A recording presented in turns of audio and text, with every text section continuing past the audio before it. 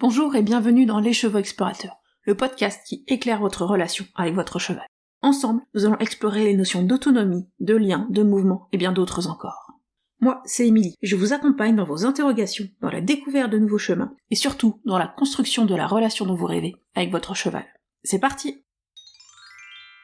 Bonjour à toutes et à tous, bienvenue dans ce nouvel épisode du podcast Les Chevaux Explorateurs. Je suis très heureuse de vous accueillir aujourd'hui pour un nouvel épisode d'interview. Et aujourd'hui, j'accueille Émilie de Millipat. Bonjour. Émilie, elle est ostéopathe équin et vulgarisatrice scientifique. Il me semble que c'est comme ça que tu te présentes aujourd'hui. Et en fait, je l'avais invitée aujourd'hui parce que Émilie, elle est ostéopathe et pourtant un jour, elle s'est dit mon métier, c'est pas tout à fait, il me permet pas tout à fait de répondre à mon envie de prendre soin du bien-être des chevaux. Et j'avais envie d'échanger avec elle sur toutes les réflexions qu'elle a pu avoir et tout le questionnement qu'elle a pu avoir. Du coup, pour commencer, Émilie, est-ce que tu voudrais bien te présenter un petit peu plus en détail que moi je viens de le faire? Et franchement, je pense que tu as dit le gros de ma vie professionnelle parce que tu as résumé vraiment en une phrase. Parce que des fois, je mets un quart d'heure à expliquer. Donc, ouais, à l'origine, je suis ostéopathe animalier. J'étais aussi formatrice dans une école d'ostéopathie pour la pratique de l'ostéopathie et pour des matières théoriques comme de la neurologie, de la biomécanique. Voilà, des matières qui, comme ça, semblent pas très sexy, mais que moi, j'adore. Et puis, en parallèle, j'ai lancé Millipat en 2020, c'était premier confinement. Tout le monde s'ennuyait. Et ben voilà, moi j'ai créé Millipat à ce moment-là. Et l'objectif, c'était d'expliquer simplement des choses qui ont l'air compliquées, alors que en fait, si on l'explique avec des images, avec des métaphores, avec un peu d'humour, et ben ça se comprend en fait super facilement.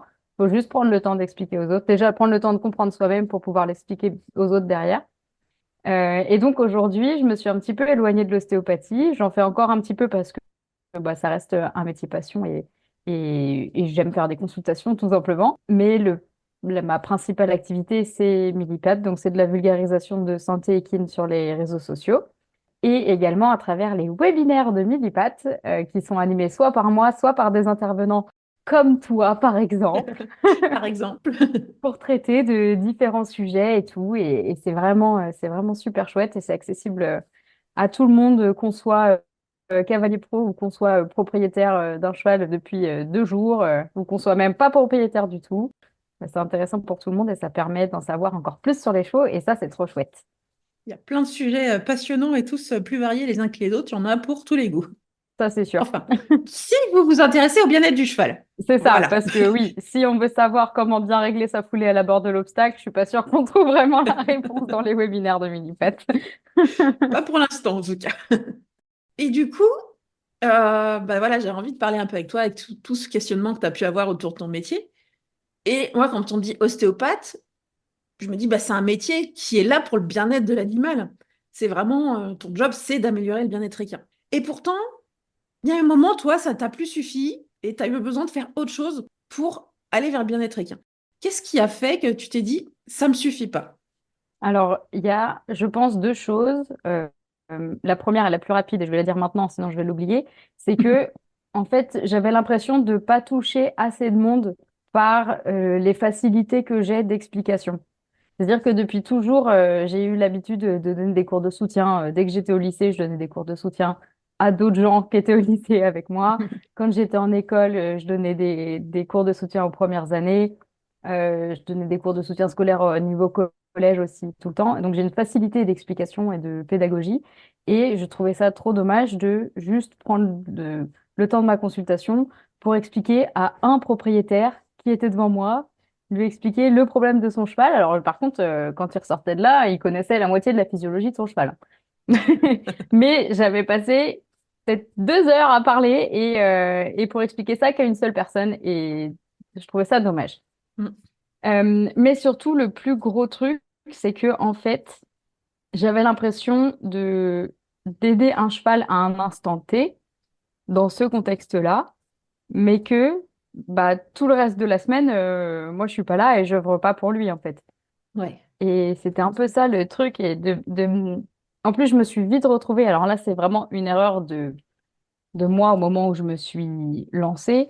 C'est que je cherchais à avoir le plus de clients possible parce que je voulais très, très vite vivre de l'ostéopathie. ce qui est normal, parce que quand tu sors de l'école et que tu as un prêt de 50 000 € sur le dos, bah, tu es bien content de pouvoir faire des Ça se comprend. consultations et être payé. Voilà. Et du coup, quand j'ai accepté un peu toutes les consultations qu'on me proposait, et je me suis vite retrouvée dans des écuries un peu équitation usuelle, tu Mhm. vois. Beaucoup de CSO, etc. Une équitation un peu dure et qui sort en concours tous les week-ends, machin, et ça correspond pas à moi, ma vision du cheval et de l'équitation. Et déjà, même pas que professionnellement, mais enfin pour moi, Émilie, Mhm. c'était vraiment pas facile à vivre. Mais d'un point de vue ostéo, je me disais, mais en fait, là, le cheval, juste, je le répare. Mais ils vont me rappeler dans 3 mois pour que je répare la même chose. Ouais. Et ça m'intéresse pas, en fait, de faire ça. Alors que si ils savaient que ça et ça, et qu'ils intégraient tout ça dans leur quotidien, ben, en fait, j'aurais pas besoin de revenir tous les 3 mois. Et c'était hyper frustrant, vraiment, de me dire que je venais pour réparer des chevaux. Et il y a vraiment une image que j'aime bien, c'est de bien écouter les motifs de consultation. Quand on m'appelle parce que il fait des barres de postérieur, parce que il engage pas assez, parce que il donne des coups de dos à la réception des obstacles, bah en fait ces consultations-là, j'ai même pas envie de les prendre parce que je sais qu'on n'a pas la même vision du cheval. Alors que je le sens un peu, je le sens pas très bien en ce moment, je le sens un peu raide, ou il fait la tronche, ou il a des réactions de défense. Ok, là tu t'intéresses à ton cheval et pas que à la performance qu'il réalise. Et là, ça m'intéresse. Donc voilà, deux choses. Déjà parce que je pouvais pas toucher suffisamment de monde en voyant juste des propriétaires individuellement.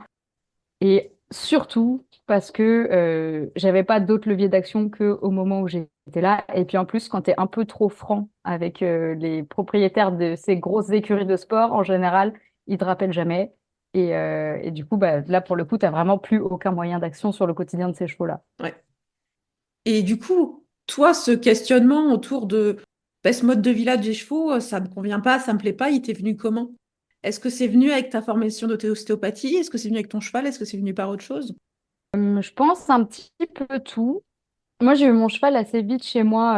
Je l'ai eu quand j'avais 16 ans. Et en fait, je l'ai pas eu en club, je l'ai eu tout de suite chez moi au pré. Et, et du coup, on n'a pas évolué tous les deux dans le cadre d'une écurie de propriétaire avec toutes les il faut faire comme ça qui vont avec. Donc, j'ai été obligée en fait d'aller beaucoup me renseigner par moi-même. Alors, c'était à l'époque des forums, donc c'était surtout sur les forums où je posais des questions et on discutait et chacun donnait son point de vue et tout. Et ça, c'était hyper intéressant parce qu'il y avait de tous les horizons et pas que de la pensée d'un même club. Donc de là, déjà, j'ai commencé vite à m'intéresser à tout. Et je me rappelle plus ce que c'était la fin de la question. Pourquoi est-ce que j'ai commencé par parler de ça? Ouais, comment ton questionnement il est venu? Est-ce que c'était venu de ton cheval, de ton métier ou d'autre chose? Ah oui, c'est ça. Oui. Et puis en école d'ostéopathie, forcément, quand on apprend la natte et la physio, ben, on se rend compte qu'en fait, il y a plein de choses dans le milieu du cheval qui sont pas du tout adaptées à son physique, à son fonctionnement, à tout ça. Et typiquement, quand j'ai appris que le cheval avait pas de clavicule, que tout son tonneau, son tronc, le poids de son encolure de sa tête était porté entre ses antérieurs uniquement par des muscles, je me suis dit, mais c'est de la torture de monter dessus, c'est pas possible, mais comment on peut faire ça? Et hop, j'ai arrêté de monter à cheval, mais vraiment du jour au lendemain, drastiquement. Bon, j'y suis revenue parce qu'en fait, j'avais pas encore les connaissances suffisantes pour comprendre que je pouvais faire d'autres choses avec mon cheval.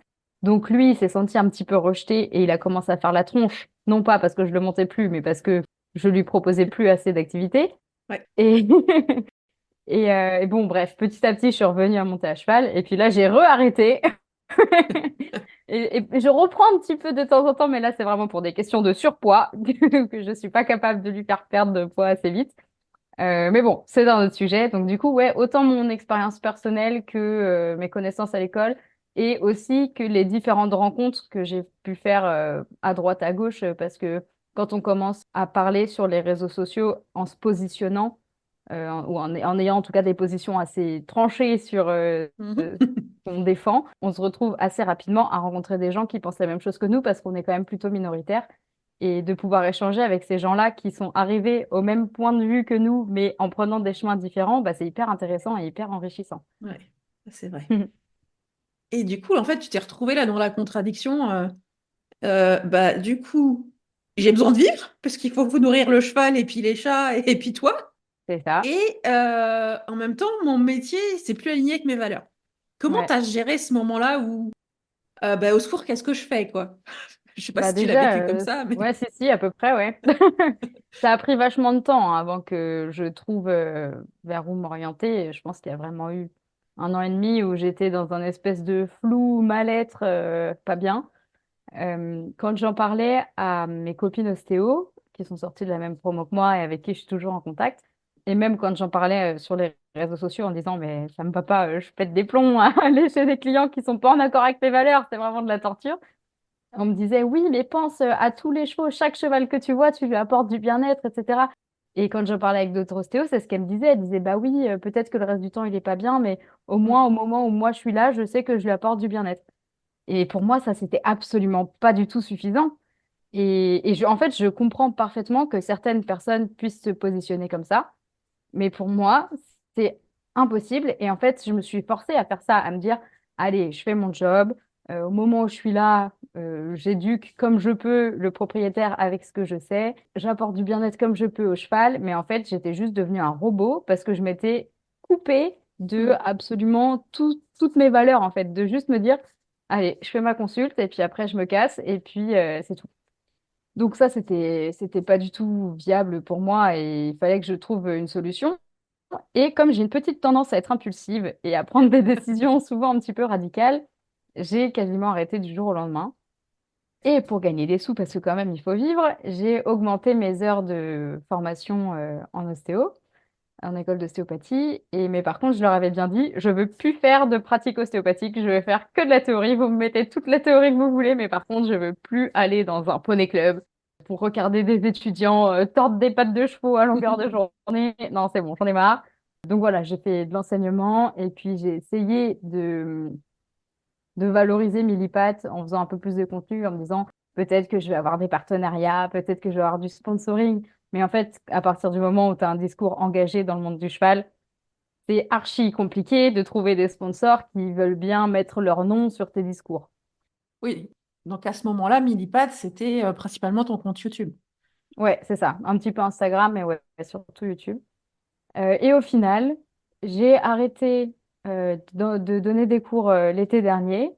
Et je me suis dit, mais en fait, j'adore donner des cours. Vraiment, j'adore ça, mais être dans une salle de classe toute la journée, à parler de trucs qui me passionnent, avec plein de gens qui sont passionnés. Mais c'est trop bien.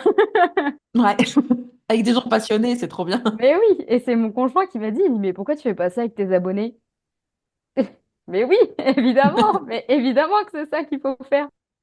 Donc au début, quand j'ai lancé les webinaires de Millipad, c'était uniquement moi qui devais raconter des trucs à des abonnés.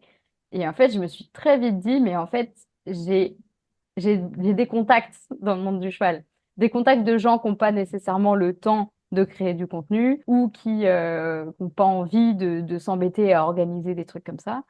Donc, vu que moi, j'avais déjà tout mis en place, la plateforme pour moi, bah, en fait, invite des gens et le public des webinaires de Millipad sera encore plus content d'avoir accès à une plus grande source de connaissances. Et voilà comment j'en suis arrivée là, aujourd'hui. Ouais. Et donc là, aujourd'hui, comment tu te sens face à tout ça? Bah, je suis super contente. J'avoue que j'ai une petite, c'est le deuxième défaut. Après l'impulsivité, je me lasse très vite. Donc ces deux choses-là, ça va pas du tout bien ensemble, hein. En effet, ah, c'est cohérent. C'est dès que j'en ai marre, hop, je change radicalement tout. Donc, j'essaye de me projeter tout le temps dans qu'est-ce que je vais faire après, parce que j'ai pas du tout envie de me poser dans une espèce de zone de confort de oh, c'est bon, je fais 4 webinaires par mois et puis voilà. Non, il faut que je me challenge, sinon je m'ennuie. Euh, donc là, je suis très contente des succès des webinaires, de moi, ce que ça m'apporte au quotidien et tout, et des retours qu'on me fait, parce que vraiment, les retours sont formidables et sans eux, je continuerai pas de toute façon. Donc, merci à toutes les personnes qui me font des retours. Mais ouais, j'essaye de me dire, OK, les webinaires, c'est quoi la prochaine étape? Comment on fait pour passer le step au-dessus? Comment est-ce qu'on fait pour aller toucher encore plus de gens, que ce soit à travers les webinaires ou avec Millipat, tout simplement? Qu'est-ce que les gens ils ont envie de savoir? Qu'est-ce que moi, il faut que j'apprenne en plus pour pouvoir le transmettre aux autres? Et ça, c'est passionnant. Donc, c'est Ouais. trop cool. Et puis, de toute façon, vu la quantité de choses que je ne sais pas et que on ne sait pas, je pense que c'est un métier infini. Ouais. Donc là, tu as vraiment trouvé, enfin, en fait, c'était la passion d'apprendre, pardon, d'enseigner. Elle a vraiment trouvé du sens, quoi, au final. Ouais, ouais, c'est ça. Et puis en plus, là, il n'y a aucune pression. Genre, je suis pas organisme de formation, je délivre pas un diplôme, j'ai pas un quota d'heures à faire. Si demain j'en ai marre, et bah demain j'arrête. C'est pas, voilà, au pire, mes webinaires, ils sont planifiés sur 3 mois. Je me dis encore 3 mois et puis c'est bon. C'est vraiment hyper confortable en fait. Je fais exactement ce que j'adore. Je rencontre plein de gens parce que vraiment, à travers les webinaires de Millipad, j'ose aller toquer aux portes de personnes que j'aurais jamais été voir si je les voulais pas comme intervenant. Et du coup, ouais, c'est vraiment trop cool, quoi. C'est plein de belles rencontres. Ouais, c'est clair. Et là, maintenant, tu as l'impression, du coup, d'arriver à atteindre, tu disais, ton point de départ, c'était tu voulais toucher plus de monde et toucher, enfin, et faire évoluer les choses pour les chevaux. Tu as l'impression que tu atteins cet objectif-là? Et bah ouais, et même encore plus qu'avec ce que je faisais sur Millipat avant, parce que même si objectivement quand même je touche moins de monde avec des webinaires de 25 personnes qu'avec un post sur les réseaux sociaux qui va faire 3 000 vues. Évidemment, je touche moins de monde. Mais les personnes que je touche, elles sont en immersion pendant 2 heures avec un professionnel expert et c'est sûr qu'elles vont retenir quelque chose de ça. Mm, Alors que quand tu vois passer un post sur les réseaux sociaux, bah en fait, tu peux l'oublier aussi vite que tu l'as lu, quoi. c'est ça. Ou alors ça t'énerve, tu réagis, ou alors tu dis, ouais, bof. Et Ouais, puis, c'est ça. Où tu fais, ah ouais, ok, sympa. Et puis hop, t'es passé au post suivant et t'as oublié. c'est ça. Donc ouais, au moins, je sais que là, les gens, ils sont plus interpellés et plus marqués. Et puis ceux qui veulent vraiment savoir des choses, et bah, ils sont vraiment le nez dedans, là, pendant 2 heures. Après, heureusement que j'ai encore Millipat à côté parce que, dans le sens, enfin, c'est ma vitrine, c'est la vitrine des webinaires quand même. Et si j'avais pas le réseau et la communauté que j'ai sur les réseaux sociaux, je remplirais pas les webinaires. Donc heureusement que je garde ça à côté. Et puis de toute façon, tout le monde n'est pas capable d'aller mettre 25 euros pour s'inscrire à un webinaire. Donc le contenu gratuit, pour moi, il est vraiment essentiel. Au début, ça m'embêtait que les webinaires soient payants parce que je voulais faire du contenu gratuit. Et je me disais, non, le savoir, il doit être accessible à tout le monde et tout. Et en fait, je me suis rendu compte de trucs sur moi. C'est que quand j'ai accès à des webinaires gratuits, je suis bien moins attentive que quand je le paye. Et puis, bah, mine de rien, c'est du travail, quoi. Donc, et puis, Ouais. quelqu'un qui a vraiment envie de savoir, ça va pas l'embêter de mettre 25 euros. Et je me disais, bah oui, mais tous les gens qui sont un peu bien-être sceptiques, tu vois, euh, eux, si ça coûte 25 euros, ils vont pas y aller. Oui, mais si ça coûte zéro, ils vont pas y aller non plus. C'est sûr. Donc finalement, bon, bah voilà. Puis comme ça me va bien. Et puis voilà. Ouais, c'est ça, c'est quand on investit financièrement dans un webinaire, ben, on veut aller chercher le bénéfice, quoi. Mais ouais, c'est ça. Moi, c'est un peu pareil, hein. Enfin, les formations qui me font, en fait, c'est quand on investit dedans, ben, on va se forcer à aller le suivre et aller pour faire quelque chose. Exactement. Investir de l'argent, ça fait qu'on s'investit, nous. C'est ça. Donc, on y gagne plus. Ouais, non, mais c'est clair. Et du coup, ça a eu des répercussions, tout ça, sur ta relation à ton cheval, notamment, et éventuellement sur ta pratique, mais sur ta relation à ton cheval déjà. Alors, sur ma pratique, ça n'a pas changé grand-chose parce que je suis assez sûre de ce que je fais. Non, je suis tout le temps en train de me dire attends, non, mais peut-être que j'ai lu le cheval complètement à l'envers. Attends, attends. Donc, si, ce qui a apporté dans ma pratique, c'est les autres corps de métier que j'ai pu rencontrer, notamment les éducateurs et les comportementalistes. Maintenant, j'ai une lecture du cheval dans son Ouais. comportement qui est complètement différente de ce que je lisais avant de rencontrer toutes ces personnes-là. Donc ça, c'est sûr et certain. Mais dans ma pratique pure, ça n'a pas Ouais. changé grand-chose. Dans la relation avec mon cheval, en fait, c'est pareil, c'est toutes les rencontres que j'ai faites, parce que quand on crée du contenu sur les réseaux sociaux, forcément, on va s'inspirer ailleurs. Et on va chercher comment ils font les autres, c'est quoi qui marche, pourquoi est-ce que quand elle a fait ce post-là avec cette phrase-là, elle a eu plus de likes que sur les autres. Ok, et tu vois, je regarde un peu et tout, et en fait, je me dis, non mais attends, mais c'est trop intéressant ce qu'elle dit, mais je comprends pourquoi les gens ils veulent tout savoir. Ok, bah je m'abonne, et puis finalement, de fil en aiguille, je me retrouve à suivre plein de gens passionnants. Et on se remet tout le temps en question. Donc, quand on... Enfin, je pense que tu es abonné à peu près au même compte que moi sur les réseaux sociaux. Et c'est vraiment tous les jours une petite remise en question. Alors, au début, elle n'est pas Mm. facile à vivre, hein, la remise en question de ah, mais tout ce que j'ai fait pendant ces années-là, etc. Moi, je suis pas du tout du genre à me culpabiliser de ce que j'ai fait dans le passé. J'ai fait un post il y a quelques mois là-dessus sur le fait que j'étais dans un centre équestre où la cravache était ton meilleur ami, tu vois. Ça me parle. Je Voilà. connais. Où à partir du moment où tu montes en éperon, c'est que tu es devenu the cavalier. Ouais. Donc, bon, Oui, c'est vrai, j'avais ça aussi. le jour où on te dit mets des rênes allemandes, tu fais waouh, mais je suis trop un dresseur en fait. Ouais. Donc, voilà. J'ai grandi quand même dans ce. Émilie Cavalière a grandi là-dedans. Et quand j'en ai parlé sur les réseaux sociaux, j'ai eu plein de gens qui m'ont dit, ah non, mais moi, je m'en veux trop d'avoir fait tout ça et tout. Et il faut vraiment, genre, faut Mm. pas s'en vouloir de ça. On savait pas, on n'a aucun. De toute façon, maintenant, au jour où on est là aujourd'hui, on n'a aucun moyen d'agir là-dessus. C'est passé. Ça y est, c'est fini. Donc, tout ce qu'il faut voir, c'est que maintenant, il faut qu'on fasse mieux pour les chevaux. Et déjà individuellement, donc c'est pour ça que moi, avec Trésor, j'essaye d'être irréprochable, mais du coup, je pense que peut-être que je suis un peu too much. Mais après, est-ce qu'il y a du too much en bien-être hein, tu vois, ça, c'est encore une autre question sur laquelle il y a 8000 remises en question qui sont possibles, hein. Mais peut-être laxiste. Ça me définit peut-être un petit peu mieux. Euh, mais oui, et puis donc déjà individuellement, on peut se questionner sur comment est-ce qu'on peut faire mieux aujourd'hui. Et quand, comme toi ou comme moi, on crée du contenu sur les réseaux sociaux, comment est-ce qu'on peut faire mieux pour tous Mm. les chevaux de la Terre et que tout le monde fasse mieux et donner des petites clés aux gens pour qu'ils réussissent à faire mieux avec leur cheval? Voilà. Comment on réussit à leur donner ces clés, à leur transmettre? Bah ouais, ça c'est trop dur. Et enfin, je trouve que plus que comment est-ce qu'on arrive à leur donner les clés, c'est comment on arrive à captiver suffisamment leur attention pour leur dire, eh tiens, regarde, j'ai peut-être une Mm. clé qui va t'intéresser. C'est ça. Et ça, c'est vraiment hyper difficile. Après, quand c'est des gens qui sont déjà convaincus et déjà sur notre chemin, ça va. Mm. Mais quand ils sont dans la famille des sceptiques, là, Mm. c'est eux qu'il faut choper. C'est comment on va les toucher pour leur apporter tout ce qu'on a vécu et qu'on connaît et qu'on a envie qu'ils sachent parce que ça va leur apporter, enfin, on sait ce que ça peut leur apporter pour l'avoir vécu, Mais quoi. ouais, exactement. Et d'ailleurs, il n'y a pas longtemps, j'ai fait un réel qui a un peu tout cassé sur les réseaux sociaux, là, où je parle de la nouvelle génération de l'équitation. Bon, alors, je ne vais pas parler de tous ces boomers affreux qui me sont tombés dessus, hein, mais je vais plutôt parler de un certain type de commentaires qui n'a pas trop fait de bruit. Des commentaires de personnes qui disent oui, je comprends votre message, c'est super, de vrai pour le bien-être du cheval et tout. N'empêche que vous faites l'apologie de l'équitation et que ça va pas du tout dans le sens du bien-être et que du coup, vous allez à l'encontre de votre discours, vous toute seule. Et ces commentaires-là, je les ai trouvés hyper intéressants. Et à chaque fois, déjà, ils étaient tous très polis.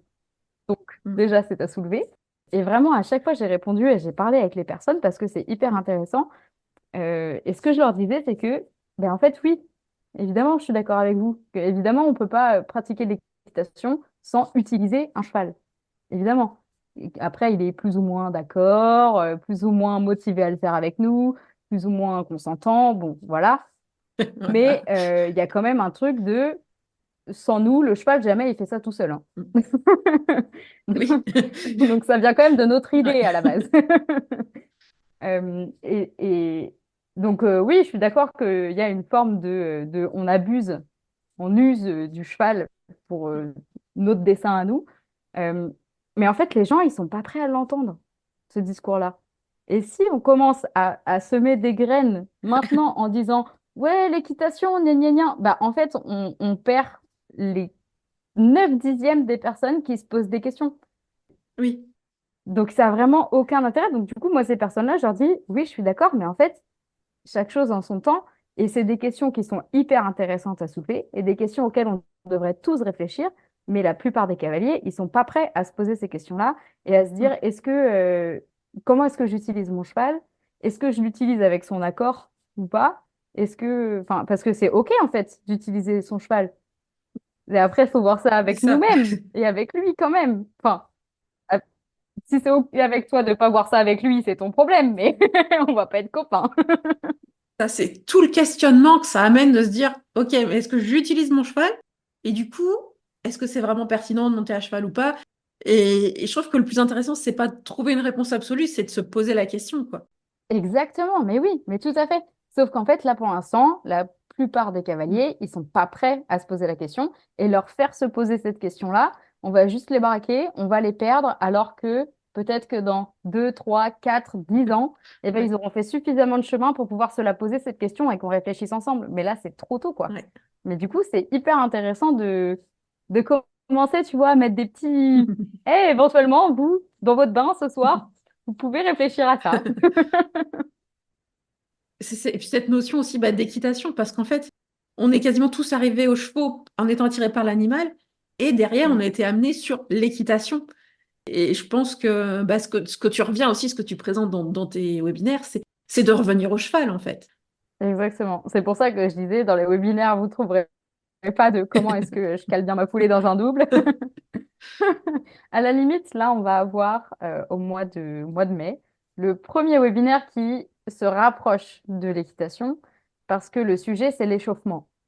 Ouais. Donc, on arrive un petit peu dans le travail du cheval. Mais il y a toujours ce truc de arrêter de faire n'importe quoi. Et c'est pas parce qu'on a fait 3 cercles au trot à droite, 3 cercles au trot à gauche et 2 tours au galop qu'on peut aller faire n'importe quoi derrière, le cheval est chaud. Non. Donc oui, j'aborde l'équitation maintenant, mais c'est encore pour dire arrêtez de faire n'importe quoi comme on vous a dit. Prenez les données, réfléchissez, appliquez et voilà. Au moins après, maintenant vous faites des bêtises, ok, mais en connaissance de cause. Ouais. Donc ouais, ouais, c'est ça, c'est vraiment retrouver le cheval là-dedans parce qu'en fait, il s'est perdu entre les strass et Mm. les bonnets, quoi. Ouais. Non, mais c'est ça, on a tellement, et en plus, elle est tellement générale, cette approche, que on a du mal à déconstruire, en fait. Ah mais ouais, mais c'est clair. Comme tu dis, pour aller toucher ces gens qui ont du mal aujourd'hui à se poser ces questions, parce que tout le monde n'est pas comme toi, tout le monde n'arrive pas à se dire de ne pas culpabiliser quand on change, et le changement, c'est difficile. Ouais, mais d'ailleurs, ça me fait, ce que tu viens de dire là, ça vient de me faire penser à un post que tu as fait il y a pas longtemps sur le stick. Ouais. Et c'est exactement ça. Et c'est marrant parce que ce que tu dis dans le post, je me suis fait la réflexion peut-être 5 jours avant, où je suis allée dans la carrière avec Trésor, avec le carrot stick, et je me suis retrouvée moi-même à me dire, mais Émilie, pourquoi tu agis comme ça? Ça va pas du tout avec ce que tu prônes, mais en fait, c'est juste des réflexes de, il avance pas, bah tu le touches avec la corde. C'est ça. Ben non, Émilie. Du coup, aujourd'hui, j'ai travaillé avec rien dans les mains et ça s'est encore mieux passé que quand j'avais le carrossique, quoi. Ça m'étonne Et pas. et c'est exactement Mais ça. C'est vraiment se déconstruire. Et ça prend du temps parce que moi, ça fait un bout de temps que je suis sortie de l'équitation classique et j'ai encore tous ces réflexes. Et puis, il y a aussi l'humain et l'émotion à gérer nous parce qu'en fait, on n'apprend pas à faire en dehors de ce qu'on a appris. Et c'est vrai que quand j'envoie Trésor sur le cercle et qu'il y va pas, bah, ça peut être énervant un petit peu, tu vois. Et en fait, tout de suite, ce qui revient, bah, c'est les réflexes que tu as appris mm, d'équitation classique. c'est ça. Classique dans le sens usuel. Et c'est hyper dur de passer outre ça. Mais c'est ça, en fait, on parle de conditionnement pour les chevaux, là, de renforcement positif, négatif, tout ça, mais nous, les humains, on est aussi hyper conditionnés Ah, mais c'est clair. par notre expérience passée, quoi. C'est un truc de fou. Ah, mais ouais. Ah, ouais, c'est clair. Ouais, même une longe, même un bout de longe dans la main pour. Ben non, arrête de pousser ton cheval avec ta longe. C'est Mais, c'est- mais exactement, mais oui. c'est- et c'est vraiment des trucs qui sont hyper ancrés. Et c'est pareil, on a aussi, je pense, chez le cheval en particulier, on a peur. On nous a vraiment appris, on a cette idée que le cheval peut être dangereux. Il faut toujours contrôler pour se mettre en sécurité. Ouais, toujours se faire respecter, tout ça, tout ça. Et c'est un peu ce que tu montres dans tes webinaires, c'est que quand tu apprends à mieux lire ton cheval, et ben, ça te permet de lâcher un petit peu ce truc que tu as appris de contrôle, parce qu'en fait, tu comprends pourquoi il réagit de telle façon, et puis tu peux t'adapter à lui autrement, quoi. Mais c'est vrai que c'est quelque chose à déconstruire et à reconstruire avec d'autres connaissances, quoi. Ouais, c'est clair. Mais attention, petite question philosophique. Est-ce que de toute façon, la peur, ça vient pas juste d'un manque de connaissance de ce qui se passe de l'autre côté? Ah, de ce qui se passe de l'autre côté, c'est intéressant. Bah, si, des fois, c'est que tu sais que là, le lion, il veut te Oui, bouffer ok, quand même. ok, oui, là, d'accord, ok. Mais après, tu vois, peut-être si tu savais que le lion, il vient de se bouffer un troupeau de gazelles, Ouais. bah, t'en aurais pas peur, parce que tu sais qu'il va pas te manger. Et il a pas faim, c'est vrai. Bah ouais. Non, mais Bon, oui, c'est après, vrai. si c'est parce que toi, t'as vécu un traumatisme, c'est encore une autre histoire. Mais oui, mais c'est sûr que par exemple, ces histoires de chevaux introvertis qui explosent d'un coup, où on dit qu'ils sont dangereux parce que d'un coup, ils voient un fantôme et ils pètent en l'air. Et Mhm. c'est juste un problème de compréhension du cheval et de lecture de ce qui se passe à l'intérieur de lui, quoi. Ça et d'apprentissage. Parce qu'il y a des Ouais, choses qui ont appris à ne plus s'exprimer avant d'exploser, parce que de toute façon, ça sert à rien. absolument.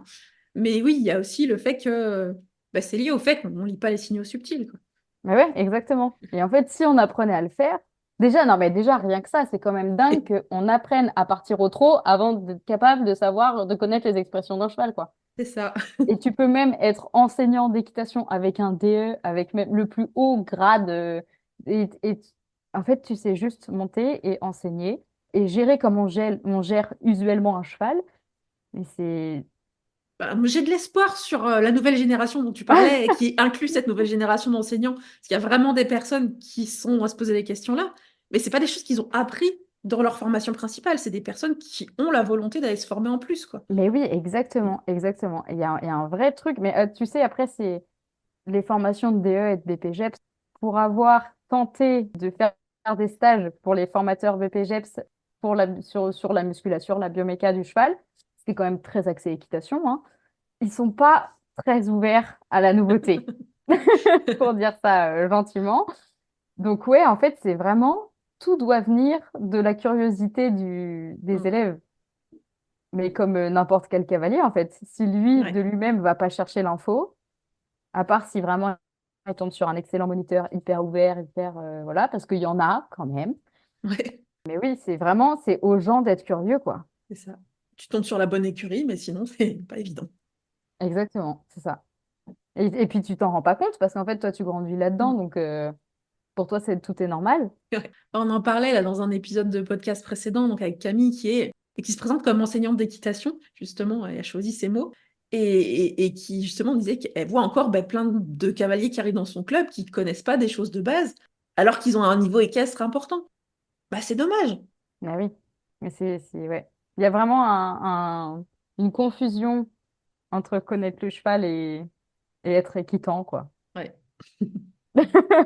Mais on a qu'une seule envie, c'est que ça change. Ouais, ouais, ouais, et on est de plus en plus, et ça va être trop bien quand je vois toutes les réactions qu'il y a eu justement sur Montréal de la nouvelle génération de l'équitation.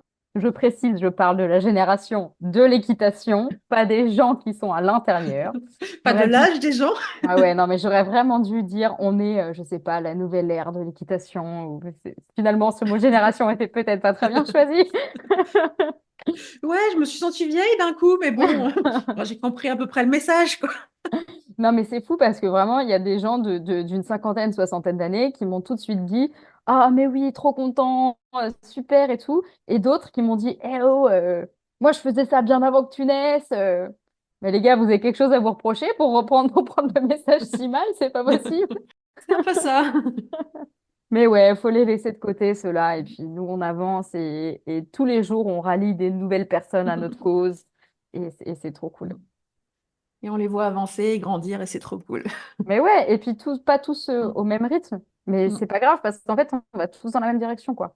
Et mm, c'est ça qui est important. Et c'était ça le message, hein, surtout de Montréal, c'était de dire, ouais, vraiment, on n'est pas tous d'accord. Genre, moi, il y a certaines personnes que je vois qui se revendiquent comme, je sais pas, cavaliers d'équitation éthologique, bien-être, éthique, machin. Jamais je mets mon cheval entre leurs mains. Mais en fait, le message qu'on diffuse, eux et moi, il va dans le même sens. Et on a quand même les mêmes ennemis, entre guillemets, tu vois. Donc, même si j'apprécie pas leur manière de faire et que je me retrouve pas là-dedans, eh ben, il faut quand même que j'avance avec eux parce que, en fait, se tirer dans les jambes entre nous, ça dessert la cause. ouais. C'est un bouquin là d'Alexandra Kurland sur le clicker training. Et elle disait, en gros, je vais très résumer, mais il y a plusieurs couches. Il y a les valeurs et la façon dont on le met en application.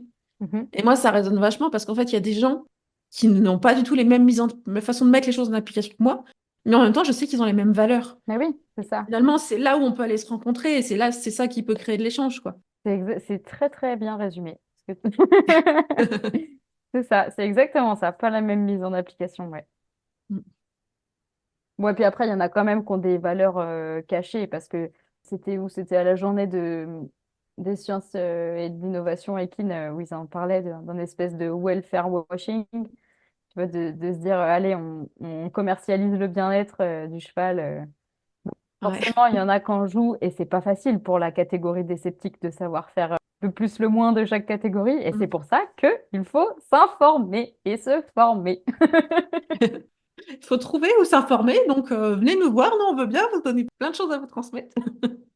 Exactement. Et puis si nous, on vous suffit pas, il y a plein d'autres gens qu'on peut vous recommander. Donc, vous inquiétez pas, c'est pas ce qui manque maintenant, le contenu sur les réseaux sociaux.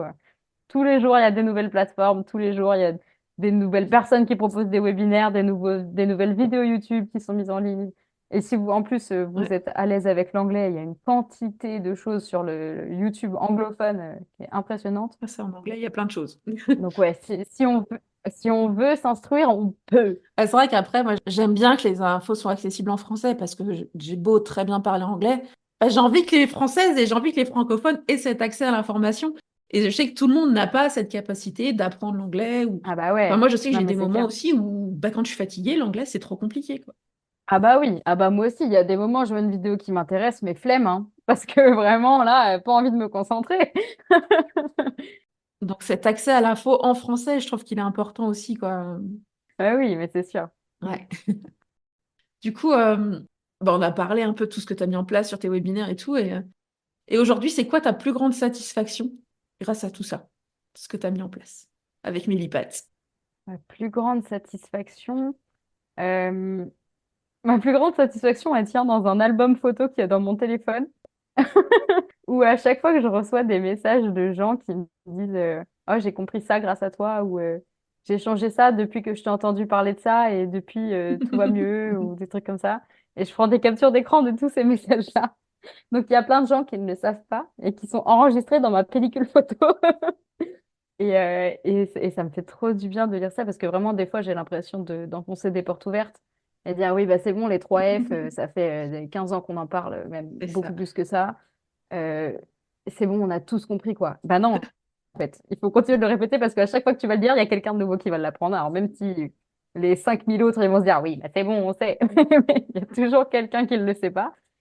Et donc, ouais, des fois, j'ai l'impression de brasser de l'air un peu. Et quand je reçois ces petits messages-là, je me dis, oh, ah, mais trop bien, quoi. Parce qu'en plus, quand tu crées du contenu sur les réseaux, tu vois pas les gens et ça met vraiment de la distance. Et du coup, tu peux avoir l'impression de faire ça pour rien. Avec les webinaires, du coup, ça me permet de voir qu'il y a des vrais gens derrière. Donc, déjà, ça, c'est cool. En consulte aussi, parce que maintenant, rares sont les consultations de nouveaux clients que je rencontre et qui me disent pas, ah bah, je te suis Mm. sur les réseaux sociaux. En général, voilà. Donc, ça facilite l'échange en plus. Mais ouais, la plus grande satisfaction, c'est ça, de se dire, ah bah, j'ai aidé ce petit couple-là, parce que je lui ai juste appris des choses. Genre, j'ai pas regardé ce qu'elle a fait avec son cheval. J'ai pas fait de leçon de morale en disant, ah bah, tu devrais le mettre au pré, ou tu devrais le déferrer, ou tu devrais mettre des plastiques, ou tu devrais faire ci, tu devrais faire ça. Non, j'ai rien dit. Ouais. J'ai juste donné des informations et d'elle-même, elle a grandi, elle a changé, elle a évolué et tout. Et de se dire, oh là là, moi, j'ai juste planté la graine. Après, elle s'est occupée de l'arroser toute seule et c'est trop bien. C'est vraiment ma plus belle victoire. Ah, mais ces petits messages qui disent, enfin, des fois, c'est que j'écoutais ton podcast, ça m'a aidé, ou enfin, Ouais. tiens, ton post, il m'a parlé. Et c'est vrai que, mais écrivez-nous un MP, je vous promets, on mord pas. Hyper précieux pour nous, ces retours. Ah, puis vous pouvez égayer une journée C'est en 4 mots, ça. quoi. Vraiment. Ah ouais. N'hésitez pas à écrire aux pros qui vous inspirent. Enfin, vous leur faites du bien, quoi. Ah ouais, c'est clair. Mais j'ai même, alors, vous verrez pas sur le podcast parce que vous n'avez pas la vidéo, mais Émilie, tu vas pouvoir voir ça. sur iPhone, on peut avoir plusieurs fonds d'écran. Et Ouais, donc, moi, j'ai un fond d'écran où c'est un message d'une trop abonnée bien. qui m'a dit oui, alors, nanana, je sais plus.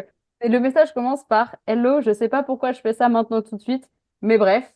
Et là, hop, c'est une déclaration d'amour après. Merci pour ton contenu, change rien, nanana. Et voilà, en fond d'écran secondaire, comme ça, les jours où pas trop le moral, où je sais plus pourquoi je m'embête à aller faire des visuels sur Canva pendant 4 heures, et ben je regarde ça et je fais, ah oui, c'est vrai, c'est pour ça. Allez, on y Ça donne va. envie de continuer, ouais. Exactement, c'est trop motivant.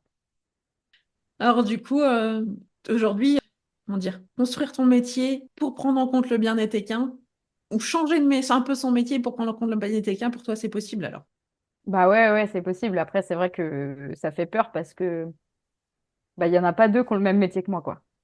Ouais, bah C'est-à-dire oui. que c'est, à la limite, on peut dire peut-être Animal Interest se rapproche un petit peu de moi parce qu'elle est ostéopathe animalier en même temps, mais elle, c'est beaucoup plus grand public. Moi, c'est beaucoup plus niche. Euh, mais ouais, faut. Après, j'ai travaillé aussi avec une coach professionnelle qui m'a permis de voir ce qu'elle n'est pas, de comprendre, etc. J'en ai beaucoup parlé dans mon entourage. J'étais suivie aussi par une psy, etc., qui te permettent de comprendre ce qui ne te va pas à toi dans ta vie. Parce que Mm. sinon, bah, typiquement, avant de me rendre compte que je me sentais inutile dans mon métier d'ostéopathe, parce que c'était vraiment ça, bah, j'ai eu une hyper longue période de je suis pas bien, j'ai pas envie d'aller bosser, j'ai la boule au ventre et je sais pas pourquoi. Et je m'en veux parce que ça fait même pas 5 ans que je suis sortie d'école, que j'ai un prêt de 50 000 balles sur le dos et que j'ai pas envie d'aller bosser, quoi. Ouais. Et pourtant, tu as choisi ce métier. Mais oui, c'est ça. Et puis métier passion qui fait rêver et patati patata. Et moi, je suis là et j'ai pas envie d'y aller. Et ouais, du coup, il y a vraiment un truc de. Faut se faire aider et faut en parler parce qu'avoir un regard extérieur sur sa situation, et ben, vraiment, ça aide. Par exemple, je me rappelle que ma psy, elle m'avait fait lister tous les métiers que j'avais fait dans ma vie, alors même les boulots saisonniers ou les travails étudiants, etc. Et marquer les points positifs et les points négatifs que je trouvais, moi, ce qui me plaisait, ce qui me Mm. plaisait pas dans chaque métier. Et en fait, on s'est rendu compte que à chaque fois, c'était les mêmes trucs qui revenaient et dans les trucs que j'aimais pas et dans les trucs que j'aimais bien. Ouais. Et à la fin, elle m'a dit, bah ok, faites une synthèse de tout ça. Vous voyez ça? Et bah il faut essayer que dans votre vie, il y ait le moins de ça et le plus de ça. Voilà, allez. Et c'est un tout petit exercice qui prend pas longtemps, mais en fait, quand on est perdu un peu professionnellement, ça aide de fou, quoi. Des fois, c'est d'oser prendre le temps de réfléchir au truc. Ouais, ça fait peur en plus, hein. Des fois, on est tellement dans l'élan qu'on ne peut pas, on n'y arrive pas. Ouais, ce qu'on disait, des fois, on se dit, il faut que j'aille bosser parce qu'il faut que je gagne des sous, surtout en étant indépendante. Et en même temps, pour que les choses s'améliorent, il faut arriver à prendre ce temps pour faire changer les choses, quoi. Ouais, et puis des fois, t'as pas envie de te poser la question parce que t'as un peu peur de la réponse. Pas facile non plus. Ah ouais, On a peur de ce qu'il y a de l'autre côté, hein, bah c'est c'est ça, ça. c'est parce qu'on ne sait pas ce qu'il y a de l'autre côté. Mais c'est exactement la même chose que la réflexion sur est-ce qu'on utilise le cheval. On ne veut pas se poser la question parce qu'on a peur de la réponse. C'est ça. Et ouais, mais c'est vrai que c'est des. Au bout d'un moment, de toute façon, t'as pas le choix de te la poser. C'est soit tu te la poses, soit tu finis en burn-out. Donc, bon, finalement, il a fallu quoi. Ouais. Et je suis super contente d'avoir pris les décisions qui m'ont amenée là où je suis aujourd'hui. Mais heureusement que j'ai été entourée aussi par mes proches qui, eux, sont pas du tout dans le milieu du cheval et qui ont vraiment, pour le coup, un regard extérieur sur ce que je fais et qui m'ont soutenue et qui m'ont aidé à trouver des solutions et qui ont calmé ma charge mentale aussi parce qu'elle a une petite tendance à s'affoler. Et ouais, vraiment être entourée par des gens qui sont pas du milieu, mais quel plaisir, quoi. C'est vraiment, ça aide infiniment. Ça permet d'avoir un regard extérieur un peu moins biaisé que, Ouais, c'est ça, que ceux c'est du ça. monde équin. Et Ouais. puis un peu naïf, tu sais. Ouais. Et du coup, ça fait qu'il t'apporte des solutions où au début, tu te dis, mais n'importe quoi. Ah, mais c'est vrai que ça paraît tellement innocent que j'y ai même pas pensé, alors qu'en fait, c'est si simple. Ouais. Ouais, c'est chouette. Et pour finir, est-ce que tu auras un message à transmettre aux gens qui nous écoutent, à toutes ces personnes qui ont envie de voir ce monde équestre continuer à évoluer vers plus de bien-être de cheval? Eh bien, je pense que déjà, si vous écoutez ce podcast, c'est que vous êtes vous aussi sur le même chemin que nous. Je crois bien, oui. Donc, faisons tous la route ensemble, ça va être trop génial. C'est moi qui choisis la musique.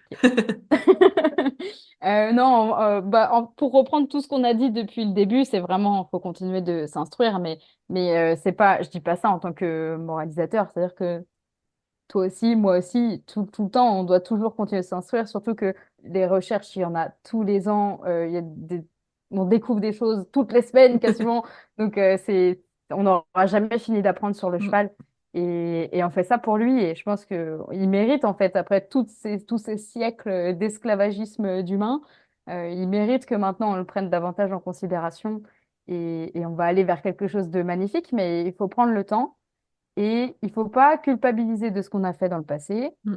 Il faut pas se flageller parce que actuellement, des fois, on fait des erreurs. Bah, tout le monde, en fait. Qui n'en fait pas? Voilà, moi, je pense que la dernière claque que Trésor s'est prise, elle a pas 2 ans. Voilà. Donc, il m'a bousculé, il m'a marché sur le pied, il m'a je sais pas quoi, j'étais pas d'humeur, ma main, elle est partie. Bah ouais, je suis pas finie d'être déconstruite, en fait. Donc, voilà, mais ça va venir et il faut pas du tout se flageller de ça parce que l'important, c'est de le remarquer. Et déjà, rien que le fait que je le soulève de qu'est-ce qui m'a pris de faire ça? Mais ça va pas la tête. Et bah hop, ça fait que la fois d'après, eh ben, elle est un peu plus retardée. C'est ça. L'émotion prend le pas un peu moins vite, quoi. Exactement, c'est ça. Et de réfléchir avant l'action immédiate. Voilà, ouais. Et puis surtout, bien penser à cette histoire de chemin et de pourquoi on se bat et de avec qui on est sur le chemin. Même si c'est des chemins qui sont parallèles, on va tous au même endroit. Et il y a plein de gens avec qui on n'est pas d'accord. Mais chercher les objectifs de chacun, quoi. Pourquoi son discours, il va dans quel sens? Est-ce qu'il va dans un sens qui est contraire au bien-être du cheval? Ou est-ce que, même si c'est pas avec les mêmes moyens d'action que moi, on va quand même dans la même direction? Et ça, c'est hyper important parce que, de manière générale, on sait que ça manque de tolérance dans le cheval. Et il faudrait pas que ça en manque aussi dans notre mouvance vers le bien-être du cheval. Ouais. C'est pas facile, mais c'est important. Ouais, ouais. On demande aux gens d'être bienveillants avec leurs chevaux, mais il faudrait qu'on le soit aussi un peu plus entre nous. Ouais. Et c'est ça qui va nous aider à avancer, je pense. Tout à fait, mais c'est clair. Eh bien, Émilie, merci beaucoup. J'ai adoré cet échange. On Merci est à parti toi. dans plein de directions, c'était super. Ouais, c'était cool. Ouais, mais franchement, c'était trop bien parce que je pense qu'on a abordé tous les sujets qui nous tiennent à cœur. Ouais, comme on dit, hein, on partage les mêmes valeurs. Ouais, c'est ça, c'est ça, c'est ça. C'est trop cool. Eh ben, un grand merci pour toi pour cet échange. Si vous avez envie de nous faire un retour, mais faites-le, elle le disait Émilie tout à l'heure. Envoyez-nous des petits mots en MP pour nous dire ce que vous en avez pensé de notre échange. Mais oui. Parce que sur le podcast particulièrement, c'est vrai qu'on n'a pas ce retour direct et rapide. Et c'est vrai, c'est toujours sympa. Moi, j'adore avoir vos retours. Et je sais que les personnes que j'interviewe aussi sont toujours très heureuses d'avoir vos retours. Donc voilà. Après, vous pouvez mettre des étoiles et des commentaires sur les podcasts aussi. Aussi, c'est toujours super enrichissant voilà, qu'on a vos retours. Bah ouais. Merci beaucoup à vous. Merci à toi, Émilie. Merci à toi de m'avoir invité. Et puis à bientôt dans un prochain épisode pour les personnes qui nous écoutent. À bientôt. Et voilà, c'est déjà fini pour aujourd'hui. Si cet épisode vous a plu, n'hésitez pas à le partager à vos amis qui pourraient être intéressés. Pour échanger avec moi et ne pas manquer les prochains épisodes, retrouvez-moi sur mon compte Instagram @leschevauxexplorateurs. Et si vous avez envie qu'on aille plus loin ensemble ou que vous souhaitez en savoir plus sur mes accompagnements individuels et mes programmes en ligne, n'hésitez pas à me contacter par mail ou à vous rendre sur mon site internet pour en savoir plus. Tous les liens sont en description de l'épisode. À très bientôt!